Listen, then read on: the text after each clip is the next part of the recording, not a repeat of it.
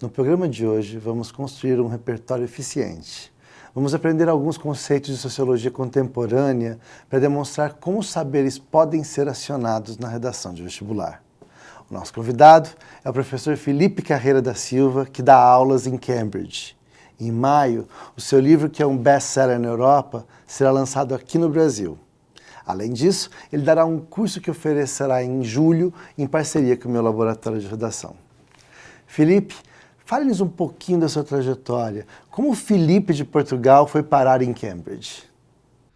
Obrigado, Adriano. Tudo começou há mais de 20 anos atrás. Eu cheguei a Cambridge em 2000, estou cá ainda hoje, e cheguei para fazer doutoramento, chamado doutorado, não é? E cheguei com o objetivo justamente de fazer doutoramento e de fazer uma carreira internacional. Em parte, se eu pensar, tinha a ver com o facto de que eu, já como aluno de licenciatura, eu tinha passado um ano na Universidade de Manchester. Há um programa na Europa chamado Programa Erasmus, e eu com 19, 20 anos tinha passado um ano a estudar em Manchester. E essa experiência foi muito importante para mais tarde querer fazer o doutorado novamente fora e nomeadamente em Cambridge. E os últimos 20 anos, no fundo, foram passados entre Cambridge, algumas universidades nos Estados Unidos, Chicago, a maior parte do tempo, mas também Harvard, Yale, Israel, eu passei algum tempo em Jerusalém, e, claro, Lisboa, onde eu trabalho. E, portanto, em Cambridge, no fundo, há dois períodos. Há o período do doutoramento, os primeiros anos, mas mais recentemente, a partir de 2013, eu fui convidado a voltar, agora como professor, dar aulas, e mantive uma relação então agora, não só como aluno, mas agora como professor, aqui na universidade. Estou num colégio, estou no departamento de Sociologia e mantenho, como digo, uma posição como pesquisador na Universidade de Lisboa, no Instituto de Ciências Sociais da Universidade de Lisboa. E seu livro trata de como os novos desdobramentos da sociologia criaram novas metodologias científicas para dar conta dos fenômenos mais atuais, que não conseguiam ser analisados sob a ótica daquela sociologia oitocentista, né, feita pelo Comte, pelo Durkheim, pelo Marx e pelo Weber. Essas abordagens muitas vezes não dão conta dos novos fenômenos sociais, como as fake news e as dinâmicas de ciclo de acumulação de riqueza que a gente vê hoje em dia. Em que essas novas teorias se distinguem daquelas que lhe deram origem? Quais as continuidades e descontinuidades entre a sociologia do século XVIII e as do século XIX e XX? Uma das coisas que nós tentamos fazer no livro é precisamente mostrar que, apesar das grandes mudanças que obviamente existiram na ciência, em sociologia e nas teorias sociológicas em particular dos últimos 100, 150 anos, continua a existir uma enorme continuidade. Pois era a sua expressão, exatamente. Ou seja, o que o sociólogo fazia há 100, 150 anos atrás, e podia dizer-se era um sociólogo que iria estudar a sociedade, no fundo é também algo que nós fazemos hoje em dia. Nós queremos estudar a sociedade. Claro que sociedade é um termo criado por sociólogos para sociólogo. Se nós perguntarmos a uma criança de 5 anos o que é sociedade, essa criança olha para nós e não entende. E, portanto, é um termo, é um conceito que nós criamos e que hoje, mais de um século depois, nos ajuda a fazer sentido do que se passa na realidade social, que é composta por indivíduos, por grupos, por valores, por interesses, mas também instituições, estruturas. E, portanto, e queremos estudar todas essas coisas de forma objetiva. Este é o segundo ponto, que hoje, como há 100 anos atrás, nós, sociólogos, queremos estudar a sociedade, esta sociedade, este conteúdo, de forma objetiva. Novamente, o que entendemos hoje por objetividade não é exatamente o que se entendia no século XIX ou ao longo do século XX. Mas a ideia de que é possível usar teorias e metodologias de trabalho empírico, se quiser, para fazer luz sobre processos sociais, sobre a forma como os indivíduos decidem, a forma como nós imaginamos o passado, pensamos o futuro, como as instituições se desenvolvem e por aí adiante. Essa crença de que a ciência pode trazer algo objetivo para, no fundo, a conversa sobre estes assuntos, isso mantém-se. E, portanto, eu diria que são estas duas grandes continuidades que no próprio livro nós chamamos a atenção. Mas, claro, há imensas diferenças. Eu diria, É muito assim, interessante observar, Diga. perdão, Eu diria que, no fundo, haveria duas grandes diferenças. Uma tem a ver com a velocidade com que nós trabalhamos hoje, por relação à geração, por exemplo, dos pais fundadores. Hoje temos acesso praticamente instantâneo ao trabalho deles, ao trabalho do passado, mas também a bases de dados de todo o feitio. E, portanto, a velocidade com que hoje se trabalha é incomparável por relação à velocidade com que se trabalhava há 100, 150 anos atrás.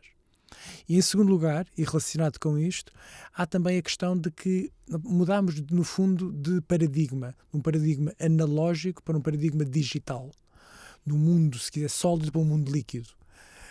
Ou seja, hoje um sociólogo estuda uma realidade que é muito mais fluida, muito mais também complexa, mas onde a velocidade com que, como digo, nós fazemos a ciência é acompanhada pela velocidade do próprio mundo que nós queremos estudar. Ou seja, se para um Durkheim ou para um Weber era concebível fazer-se uma ciência da sociedade, como um objetivo mais ou menos possível, eles acreditavam que era possível, hoje em dia nós, em larga medida, abandonamos esse objetivo.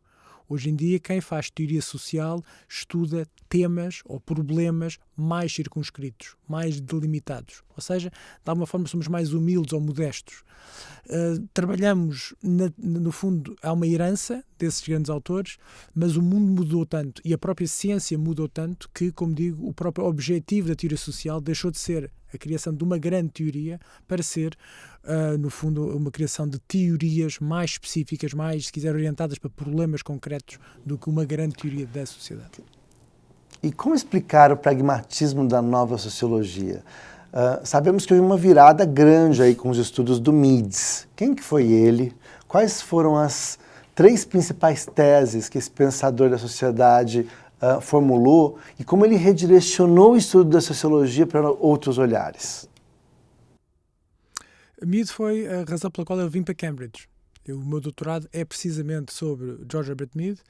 Foi um professor na Universidade de Chicago, no princípio do século, e eu diria que as 3 principais, perguntas pelas 3 principais contribuições, eu diria que uma tem a ver com a própria, se quiser, a unidade básica de análise em sociologia.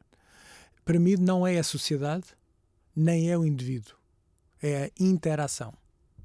Ou seja, é preciso ter 2, não um, ou uma sociedade, um coletivo, mas 2, uma interação. E com isto, é uma pequena mudança, mas é absolutamente crucial. Porque em termos da sociologia pragmática, se quiser, o que a sociologia deve fazer, então, é estudar a forma como as interações decorrem e têm lugar. Então, estamos a falar de quê? Estamos a falar de, por exemplo, eu e o Adriano a conversarmos aqui. Isto é uma interação. É uma interação que envolve comunicação linguística, portanto é uma interação simbólica, nós partilhamos uma língua, partilhamos um background cultural e portanto, tentamos comunicar, mas é mais do que isso. E Mead chama a atenção para, no caso, os objetos materiais, as tecnologias que são necessárias para que esta interação tenha lugar. E, portanto, e esta é a segunda contribuição de Mead, é olhar para os agentes sociais, o Adriano e o Filipe, aqui a conversar, agentes sociais, mas também para os objetos materiais, as tecnologias, as coisas físicas, que sem as quais a interação não é possível. Portanto, se perguntar a Mead o que é mais importante, o agente social ou as coisas, ele diz, ambas são necessárias à interação. Sem uma ou sem a outra, não é possível haver uma interação. A sociologia tem que dar atenção a ambas. Uma terceira contribuição tem, no fundo, a ver com a própria noção de ciência por trás disto. Porque, para Mead, é muito interessante pensar na forma como ele olha para a ciência por uma simples razão. Para Mead, a ciência deve ter em consideração todos os factos. Ou seja, é uma concepção de ciência muito parecida com a concepção de democracia. Ou seja, todos os factos devem ser tidos em consideração, tal como todas as pessoas têm direito ao voto. E uma boa ciência é aquela ciência que ouve todas as partes. Ou seja, ouve os cientistas, claro, mas ouve também os agentes sociais. Desde que todos tenham algo a dizer à procura da verdade. E, claro, esta verdade, para Mead, é uma verdade intersubjetiva. Eu peço desculpa pelo jargão, mas intersubjetiva. Ou seja, que envolve mais do que uma subjetividade. Ou seja, que tem a ver com várias pessoas. Com um conjunto de pessoas. E, portanto, a verdade não é uma essência, a verdade é uma construção. É um evento, é algo que acontece. E é uma construção feita por pessoas em torno de um certo problema, que usam a sua razão, usam todos os factos disponíveis para chegar a um acordo que esta asserção é verdadeira. Mas é uma asserção que, justamente, vale enquanto vale.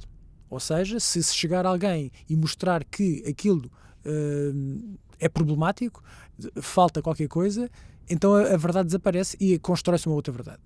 Portanto, a verdade é, por um lado, sólida, não há aqui relativismo nenhum, é sólida, mas é frágil. E, como digo, é um processo de construção social. E com isto, a ideia de interação, a ideia de que os agentes são importantes, mas os objetos, as coisas, também importam, e esta ideia de ciência como democracia, se quiser, para mim seriam as três principais contribuições de Mead. Até porque, em relação à terceira, eu teria uma coisa a dizer por relação ao próprio projeto de tradução do livro no Brasil. Porque, para mim, se a ciência é a democracia, então a universidade, o laboratório, a escola, elas são próprias, são escolas de democracia. A forma como se ensina, a forma como nós aprendemos, são formas de fazer democracia. E desse ponto de vista, o que o nosso livro tenta fazer, no campo específico das teorias sociológicas, é no fundo inspirado em Mead. A ideia de trazer todas as teorias para a mesa, ouvir as suas partes, analisá-las, criticar naquilo que têm que ser criticadas, mas trazer todas as teorias para a mesa. E estamos a falar do século XX e XXI, nós tentámos ser o mais abrangentes possível e tentámos ser, por um lado, rigorosos naquilo que cada teoria tem a oferecer, mas também críticos. Nós temos algo a dizer sobre cada uma delas. E desse ponto de vista é um exercício, se quiser, democrático neste sentido. E, portanto, eu gosto de pensar que os meus alunos, quando leem o livro e quando nós damos aulas com base nesse livro, nós estamos a incentivar um modo de vida, se quiser, uma forma de vida, ela própria democrática. Os estimulandos usam muito Foucault nas redações, mas eles não entendem a metodologia Foucaultiana. Eles acabam reduzindo o uso desse grande filósofo à mera citação.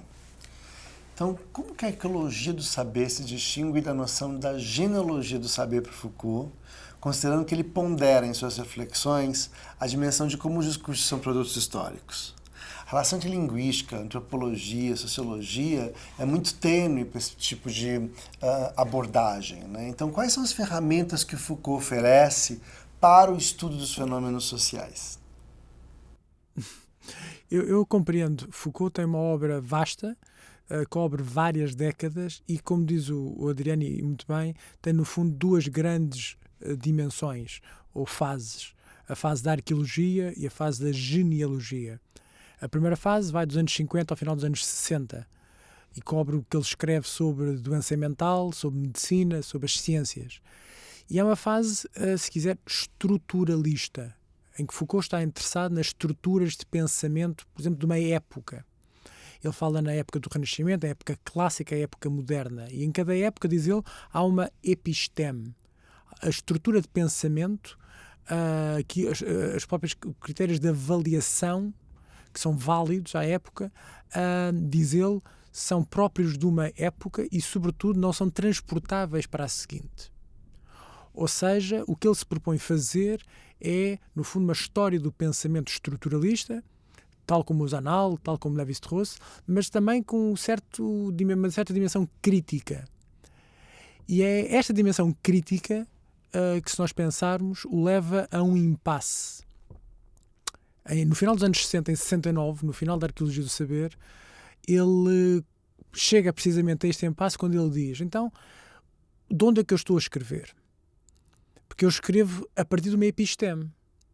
Mas como é que eu posso dizer que cada episteme é única e incomensurável?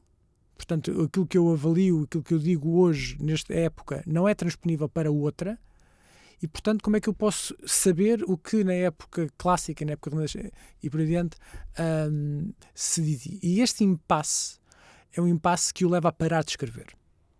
Ele em 69 para de escrever e só volta 73, uns anos depois, e quando volta, ele volta de um homem diferente. Ele já não é o arqueólogo, é alguém interessado em fazer genealogia. E se repararmos, o próprio estilo de escrita muda, torna-se mais simples. E nesta época, nesta segunda fase, o que Foucault está interessado é não nessas estruturas de pensamento, mas inspirado em Nietzsche, em precisamente mostrar que há um conjunto de instituições, crenças, que nós temos por bondosas e que, na verdade, se estudadas de forma genealógica, nós vemos que, de facto, elas podem ser insidiosas, podem exercer um controle extremamente quase totalitário sobre, no fundo, quem vive sob elas. Ele estuda, como é sabido, o caso das prisões, do sistema prisional, o caso da sexualidade, mas muitos mais outros estudos, muitas mais áreas podem ser estudadas desta perspectiva. Pense no caso da sexualidade. O que ele nos está a dizer, no fundo, é o seguinte: nunca, como agora, se falou tanto em sexo. Há uma como que obsessão generalizada sobre a questão da sexualidade. Escreve-se muito sobre sexo, há filmes, há toda uma produção de todo o tipo de feitio sobre esse tema. Mas ele pergunta, será que isso torna o sujeito, hoje em dia, mais livre do que acontecia no caso da Antiguidade ou da Idade Média? E, surpreendentemente, o que ele nos diz é não.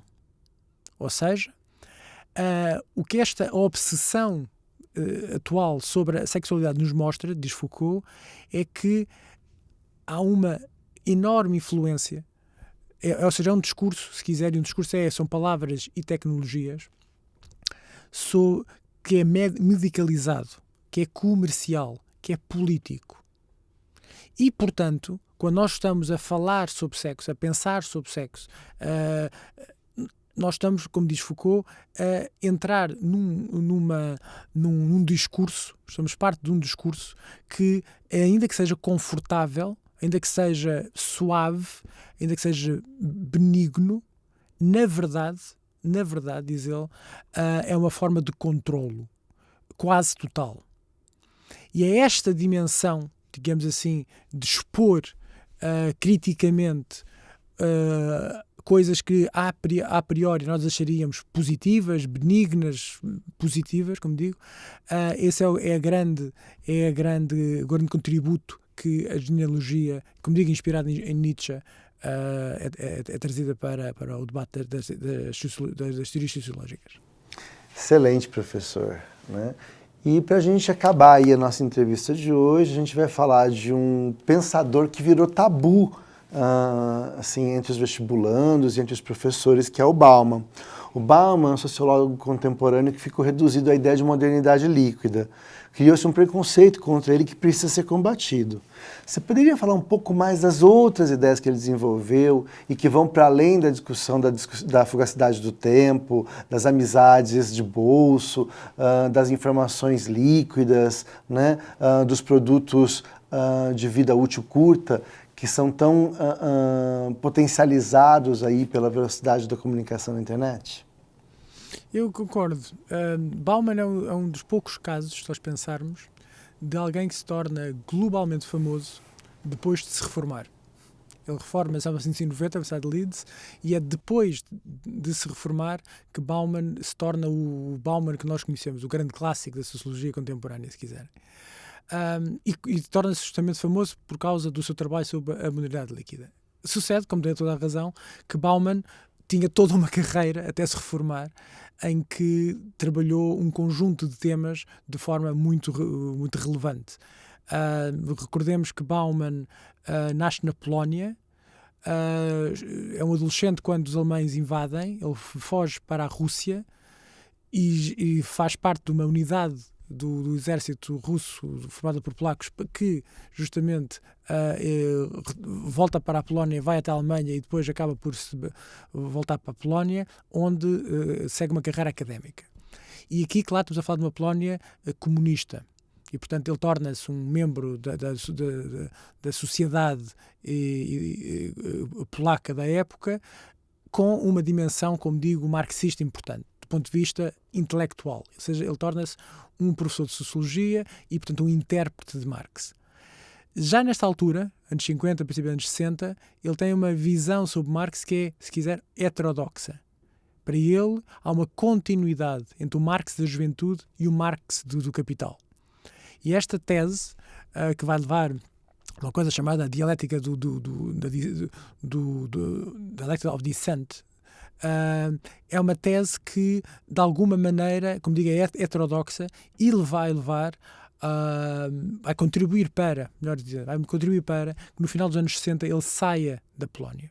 O problema é, no fundo, antissemitismo, ele é alvo de uma perseguição por ser judeu, mas o facto de ele ter uma interpretação, como digo, heterodoxa do paradigma marxista também contribuiu para isso. Ele vai para Israel primeiro e depois é que chega então a Leeds. E nesta altura, anos 70, anos 80, ele, como digo, vem desta tradição marxista, mas ele torna-se desde muito cedo interessado em Weber. E nas teses em particular que Weber tem sobre a racionalização. E o que Bauman nos dá, no início dos anos 80, é um conjunto de estudos em que ele aplica como digo, um background marxista, mas com este twist, se quiser, weberiano. E, para mim, uma grande obra que Bauman tem nesta altura, inspirada em Weber, é a Modernidade e o Holocausto. Ou seja, o que ele nos faz, a nós sociólogos, é pensar nestes seguintes termos. O que é que nós, sociólogos, temos a dizer quanto ao problema mais difícil do século XX? O problema do Holocausto. Como explicar uma realidade, um evento que historiadores, filósofos, etc., têm tanta dificuldade em explicar. É um desafio. E esse desafio, diz Bauman, deve ser justamente enfrentado por nós hoje, anos 80, com a ajuda do repertório que a sociologia nos dá, e em particular ele está a pensar em Weber, mas deve-nos também levar para além desse repertório. Ou seja, é um problema muito difícil e para ele não é um ato de barbárie. É o culminar do processo de racionalização weberiano. E esta tese é uma tese muito influente, feita provavelmente dos melhores livros, se não o melhor livro que Bauman escreve, a meu entender. É uma tese muito influente ainda hoje. E, na verdade, quando ele nos diz que a sociologia, como disciplina, tem aqui um problema muito difícil e um desafio, ele está-nos a dizer outra coisa. Que nos anos 80 nós estávamos a viver uma mudança de sociedade. E, portanto, ele está, no fundo, a intervir no debate da pós-modernidade. E esta é uma outra dimensão que é pouco discutida, mas Bauman é um autor crucial para o debate sobre a pós-modernidade. Porquê? Porque ele recusa o relativismo dos pós-modernistas. Ele acha que a ciência deve continuar a ser o exercício que Weber, Marx, Durkheim nos tinha legado, portanto, o estudo objetivo da sociedade, se quiser. Mas, ao mesmo tempo, ele está-nos a dizer que a sociedade está a mudar. Que há uma mudança estrutural nas sociedades de um paradigma da produção para um paradigma do consumo. E que a própria, se quiser, o vocabulário da sociologia deve ser alterado, modificado por conta disto. Há uma alteração fundamental nas nossas sociedades e nós temos que dar conta disto. Ele dá-nos o exemplo do Holocausto como um problema para a sociologia se testar, mas é mais do que isso. É o próprio problema da sociologia. E, claro, em 1990, quando ele se reforma, o que ele vai fazer, então, é explorar este novo paradigma do consumo com essa ideia da modernidade líquida, e os 30 anos seguintes são uma exploração sistemática deste projeto. Muito obrigado, professor Felipe. Foi um grande prazer recebê-lo aqui conosco. Estamos muito ansiosos pelas suas aulas, que serão ministradas em julho. E para ler aí esse novo livro aí que você está lançando aqui no Brasil, viu? Agradeço muito e até em breve. No próximo episódio, nós vamos mostrar agora como essas teorias podem ser vertidas em texto. Não percam!